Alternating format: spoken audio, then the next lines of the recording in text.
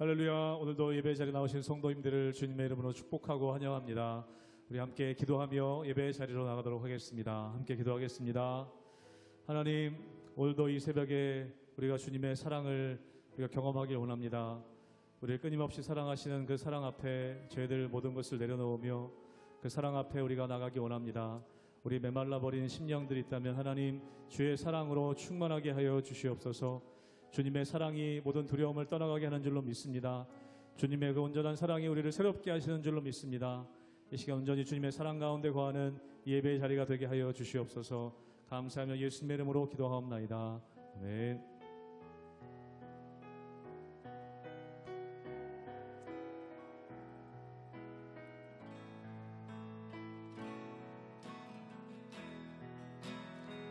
주를 향한 나의 사랑은 주께 고백하게 하소서. 아름다운 주의 그늘 아래 살며 주를 보게 하소서. 주님의 말씀 선포될 때에 땅과 하늘 진동하리니 나의 사랑 고백하리라. 나의 구주 나의 친구 부드러운 주의 속삭임 부드러운 주의 속삭임 나의 이름을 부르시네. 주의 능력 주의 영광을 보이사 성령을 부소서. 메마른 곳 거룩해지도록 내가 주를 찾게 하소서. 내 모든 것 주께 드리리. 나의 구주 나의 친구 온 마음으로 주를 바라며 나의 사랑 고백하리라. 나를 향한 주님의 그 크신 사랑 간절히 알기 원해. 주의 은혜로 용서하시고 나를 자녀 삼아 주셨네. 나의 사랑 고백하리라. 나의 구주 나의 신 주의 은혜로 용서하시고 주의 은혜로 용서하시고 나를 자녀 삼아 주셨네. 나의 사랑 고백하리라. 나의 구주 나의 친구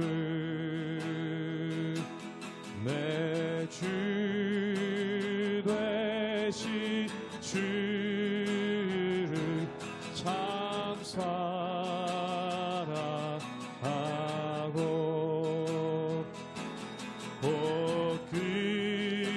그에게 죄를 각오합니다.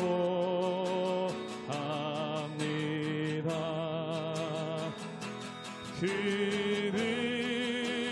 은혜를 주시 내 예수 시니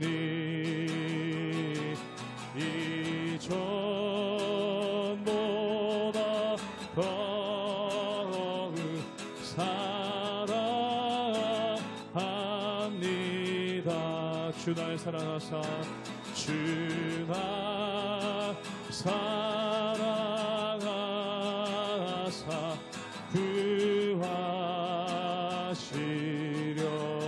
구하시려고 저 십자가 고나 당하셨도다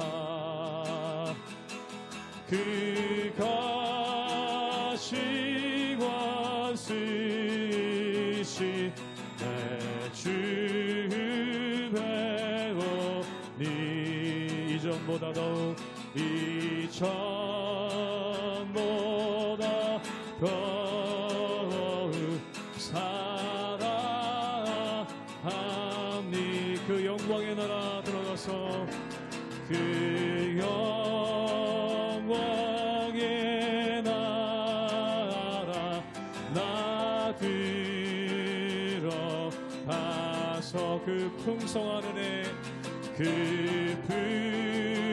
풍성한 은혜 늘 감사하리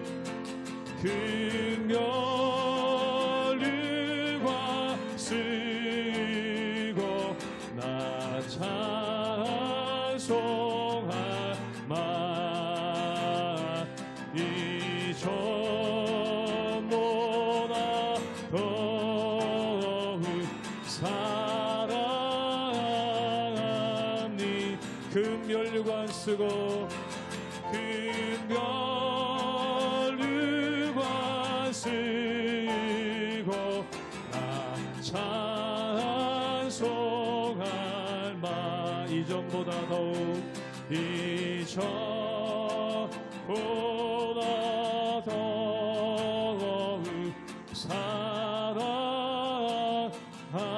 사랑합니다.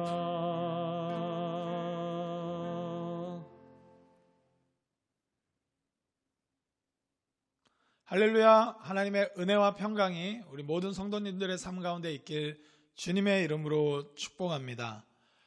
인생을 살면서 어떠한 상황 가운데 놓였을 때 그 상황에 의한 감정에 휘둘리는 사람들이 있는 반면에 상황에 의해서 휘둘리지 않고 원칙과 또 진리를 기반으로 해서 움직이는 사람들이 있습니다.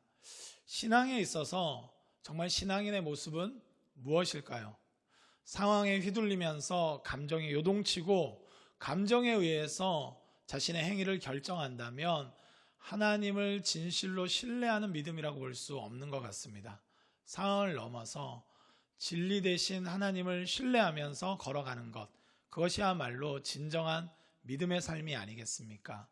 다윗과 사울을 보면서 늘 느끼는 것은 참된 신앙의 모습이 무엇인가 너무나 극명하게 나타납니다. 한 명은 왕권을 가지고 왕위에 있음에도 불구하고 상황에 끊임없이 흔들리는 모습들을 보게 되고, 오히려 반대로 쫓기는 입장에서 정말 조급한 상황에서도 흔들리지 않는 삶의 원칙을, 하나님 주신 말씀들을 지켜나가는 삶의 모습들을 볼 수 있습니다. 오늘 말씀을 통해서도 우리가 어떤 길을 가야 될지 다시금 기억하며 믿음의 삶을 살아갈 수 있는 저와 여러분 되시길 주님의 이름으로 축복합니다. 사무엘상 26장 13절에서 25절까지의 말씀입니다. 이에 다윗이 건너편으로 가서 멀리 산꼭대기에 서니 거리가 멀더라. 다윗이 백성과 내레 아들 아브넬을 대하여 외쳐 이르되 아브넬아 너는 대답하지 아니하느냐 하니 아브넬이 대답하여 이르되 왕을 부르는 너는 누구냐 하더라. 다윗이 아브넬에게 이르되 내가 용사가 아니냐? 이스라엘 가운데 너 같은 자가 누구냐? 그러한데 내가 어찌하여 내 주 왕을 보호하지 아니하느냐? 백성 가운데 한 사람이 내 주 왕을 죽이려고 들어갔었느니라. 내가 행한 이 일이 옳지 못하도다. 여호와께서 살아계심을 두고 맹세하노니 여호와의 기름 부음 받은 너희 주를 보호하지 아니하였으니 너희는 마땅히 죽을 자이니라. 이제 왕의 창과 왕의 머리 곁에 있던 물병이 어디 있나 보라 하니 사울이 다윗의 음성을 알아듣고 이르되 내 아들 다윗아 이것이 내 음성이냐 하는지라. 다윗이 이르되 내 주 왕이여 내 음성이니이다 하고 또 이르되 내 주는 어찌하여 주의 종을 쫓으시나이까? 내가 무엇을 하였으며 내 손에 무슨 악이 있나이까? 원하건대 내 주 왕은 이제 종의 말을 들으소서. 만일 왕을 충동시켜 나를 해하려 하는 이가 여호와시면 여호와께서는 제물을 받으시기를 원하나이다마는 만일 사람들이면 그들이 여호와 앞에 저주를 받으리니 이는 그들이 이르기를 너는 가서 다른 신들을 섬기라 하고 오늘 나를 쫓아내어 여호와의 기업에 참여하지 못하게 함이니이다. 그런즉 청하건대 여호와 앞에서 먼 이곳에서 이제 나의 피가 땅에 흐르지 말게 하옵소서. 이런 산에서 매출하기를 사냥하는 자와 같이 이스라엘 왕이 한 벼룩을 수색하려 나오셨음이니이다. 사울이 이르되 내가 범죄하였도다. 내 아들 다윗아 돌아오라. 내가 오늘 내 생명을 귀하게 여겼은즉 내가 다시는 너를 해하려 하지 아니하리라. 내가 어리석은 일을 하였으니 대단히 잘못되었도다 하는지라. 다윗이 대답하여 이르되 왕은 창을 보소서. 한 소년을 보내어 가져가게 하소서. 여호와께서 사람에게 그의 공의와 신실을 따라 갚으시리니 이는 여호와께서 오늘 왕을 내 손에 넘기셨으되 나는 손을 들어 여호와의 기름 부음을 받은 자 치기를 원하지 아니하였음이니이다. 오늘 왕의 생명을 내가 중히 여긴 것 같이 내 생명을 여호와께서 중히 여기셔서 모든 환난에서 나를 구하여 내시기를 바라나이다 하니라. 사울이 다윗에게 이르되 내 아들 다윗아 내게 복이 있을지로다. 내가 큰 일을 행하겠고 반드시 승리를 얻으리라 하니라. 다윗은 자기 길로 가고 사울은 자기 곳으로 돌아가니라. 오늘 본문을 보면 사울이 다윗이 이번에도 자신을 죽일 수 있는 기회가 있었음에도 불구하고 죽이지 않고 오히려 자신의 의로움을 변호하는 그런 모습을 보면서 회개하고 어떤 측면에선 미안해하는 장면이 나옵니다. 오늘 본문 우리 21절 말씀을 함께 보도록 하겠습니다. 사울이 이르되 내가 범죄하였도다. 내 아들 다윗아 돌아오라. 내가 오늘 내 생명을 귀하게 여겼은즉 내가 다시는 너를 해하려 하지 아니하리라. 내가 어리석은 일을 하였으니 대단히 잘못되었도다 하는지라. 아멘. 사울은 이 끊임없이 상황에 의해서 휘둘리는 것을 볼 수 있습니다. 사울의 회개가 과연 진정성이 있었는가? 아마 다윗도 사울이 지금 잠시 감동해서 그런다는 것을 아마 알았던 것 같습니다. 왜냐하면 내게로 오히려 돌아오라고 하지만 다윗은 자기의 동기와 자기의 의로움을 변호하고 설득한 후에 자기 길을 다시 걸어가는 것을 볼 수 있습니다. 사울은 늘 상황에 의해서 휘둘립니다. 상황에 갑자기 다윗은 만만이고 사울은 천천히라고 하면 분노하고 자기의 충직한 부하임에도 불구하고 죽이려고 합니다. 또 이 요나단을 위한다고 하면서도 요나단이 다윗 편을 드니까 창으로 죽이려고 하는 끊임없이 상황에 의해서 분노하고 감정을 조절하지 못하는 모습들을 볼 수 있습니다. 그러나 다윗은 전혀 다른 신앙적 모습을 보입니다. 사울은 분노할 때도 회개할 때도 상황에 따라서 감정에 의해서 휘둘리지만 다윗은 그런 길을 걸어가지 않습니다. 오늘 본문 24절 말씀을 보겠습니다. 오늘 왕의 생명을 내가 중히 여긴 것 같이 내 생명을 여호와께서 중히 여기셔서 모든 환난에서 나를 구하여 내시기를 바라나이다 하니라. 아멘. 다윗은 사울이 이제 그렇게 얘기했다고 해서 이제 됐구나 해서 사울에게 돌아가지도 않습니다. 그리고 사울이 분명 지난번에도 네가 옳다고 말해놓고 이번에도 또 뻔뻔하게 옳다고 얘기하는데 그래서 이제는 너를 용서할 수 없다 이러면서 죽이려고도 하지 않습니다. 상황에 의해서 휘둘리거나 상대편의 반응에 의해서 자신의 삶의 방향을 결정하지 않고 여호와에 의해서 그의 말씀에 의해서 하는 것입니다. 사울을 죽이지 않는 것도 사울이 밉지 않아서가 아닙니다. 다윗의 시편을 보면 원수에 대한 호소가 얼마나 많은 기도들이 있는지 모릅니다. 그러나 그런 처절한 기도 속에서 하나님의 말씀, 하나님의 마음을 알기에 지켜나갑니다. 여호와의 기름 부으심을 받은 자를 함부로 하지 않습니다. 그것은 하나님의 원칙이기 때문입니다.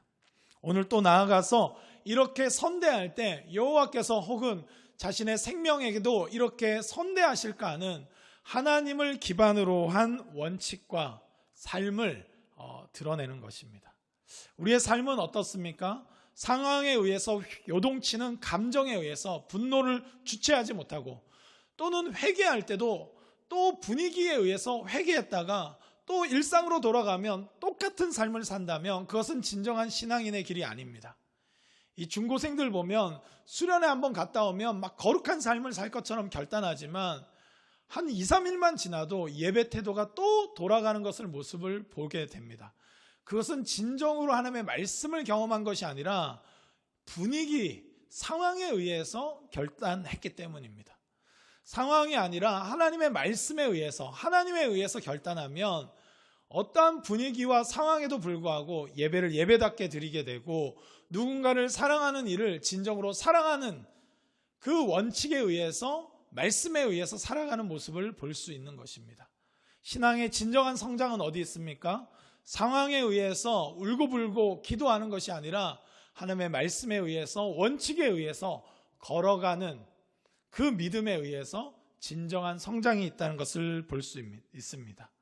감정만 요동치는 것이 아니라 지정의가, 감정적으로도 하나님께 호소하고 하나님을 알아가는 그 지적인 영역을 소중히 여길 뿐만 아니라 의지적으로도 하나님, 제가 이 원수를 선대합니다. 의지적으로 기회가 있었지만 하나님의 말씀을 지킵니다 하는 전인적인 반응을 할 때 진정한 믿음의 길을 갈 수 있는 것입니다. 다윗의 성장은 바로 거기에 있었습니다.